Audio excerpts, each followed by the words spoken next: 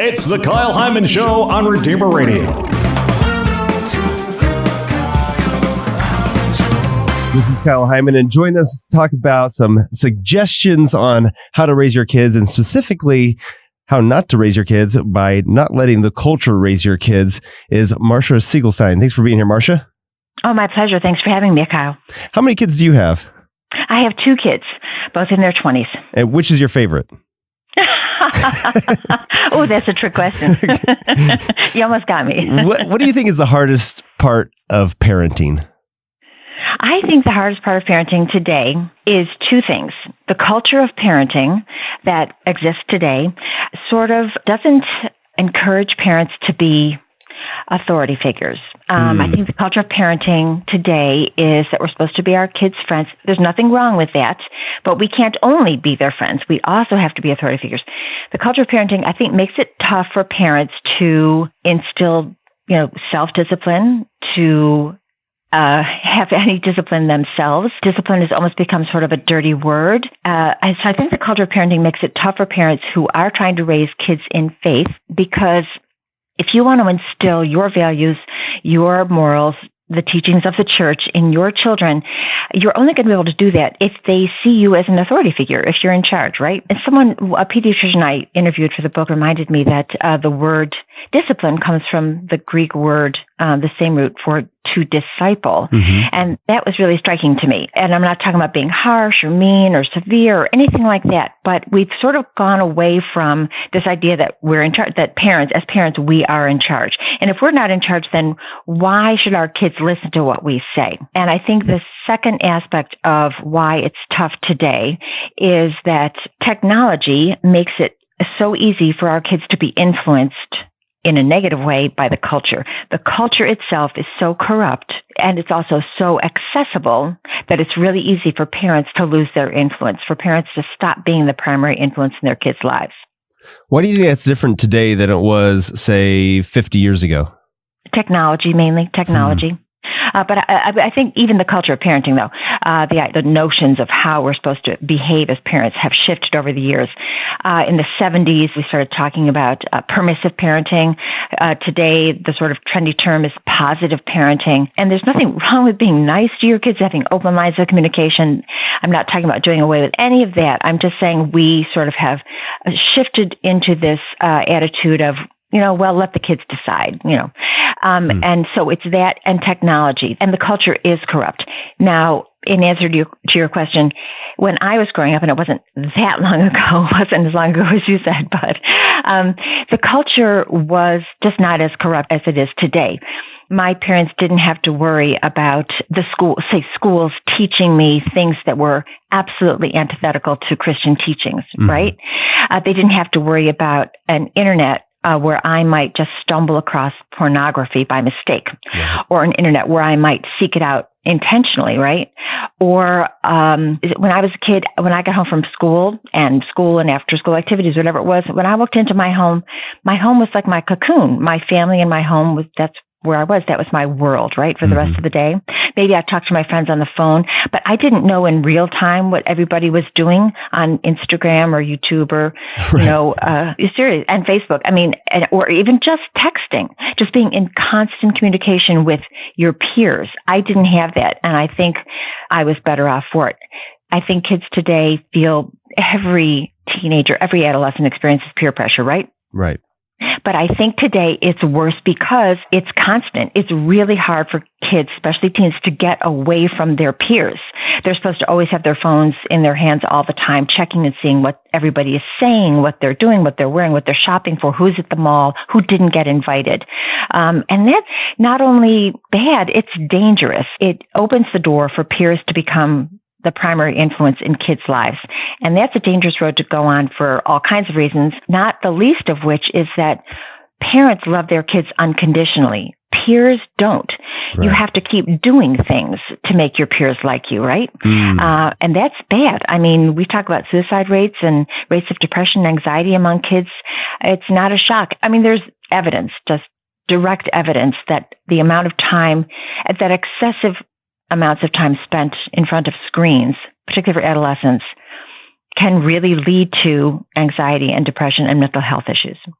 So what would you suggest as far as limitations or guidelines regarding technology? Yeah. I'd say, first of all, parents should remember that they're in charge, that they're the authority figures. They're the ones who've bought these phones or the tablets or the computers, the laptops, whatever it is, right? So they should just remember that and from the beginning, insist on knowing passwords. Make it clear to your kids that having a device is a privilege, not a right. Make it clear that you reserve the right as a parent to check their online activities, so they know in advance that you may do that and that you have the right to do that. And I've read, I've talked to a lot of experts about this, read a lot of books about it, and this one particular author who's kind of Dr. Leonard Sachs, who's a pediatrician and a psychologist, written so many good books about this. He said, think about, some parents seem to worry about, I'm, interfering with their privacy and stuff like that. He said, would you allow your 12-year-old daughter to go to a college frat party?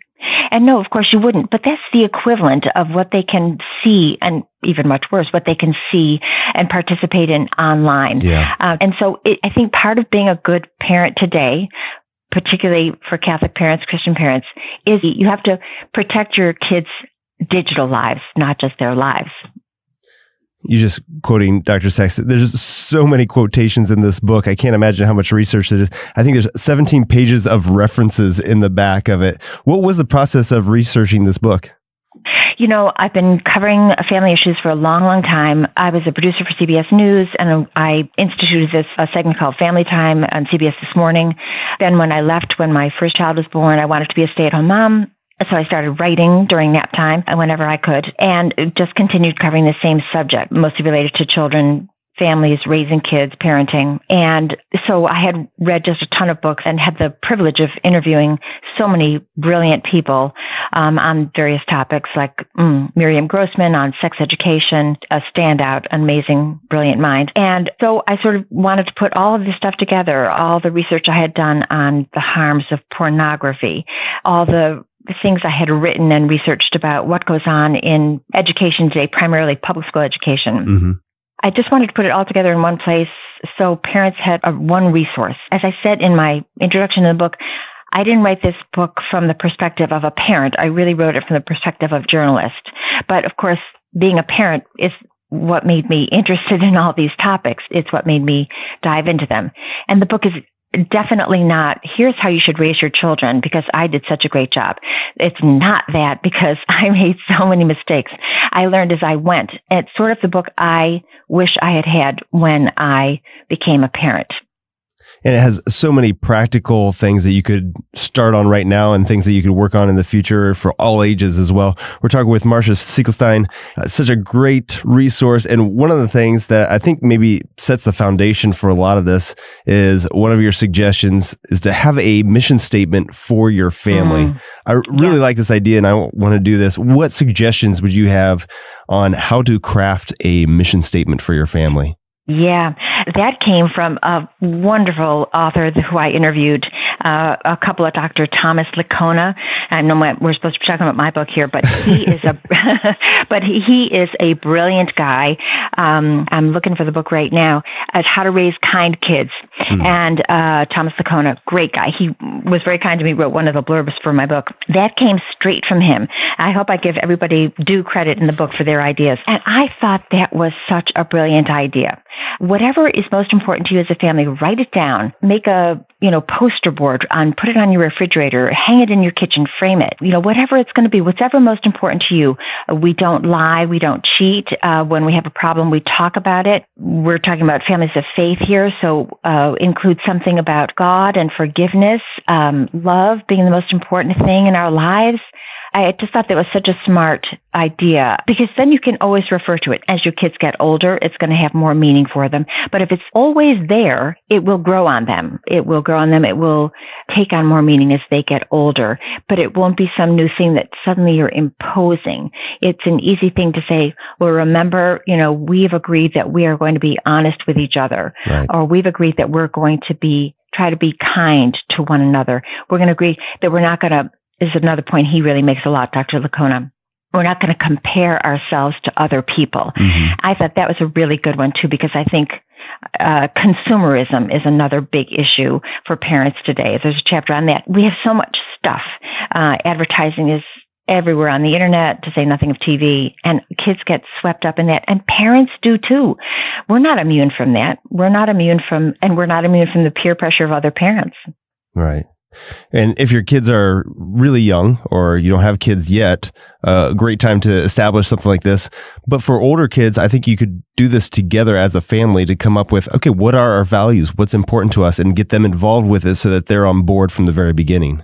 Yes, great idea. That's a really good point. And sort of further on that same point, I remember one of the pediatricians I interviewed for the book on the subject of discipline and what methods of discipline worked best and whatnot. And at one point he made was that even if you realize at a certain point in your parenting career, parenting life, that you have not been disciplining appropriately or sufficiently, and your kids are sort of out of control, he made the point that it's never too late to start.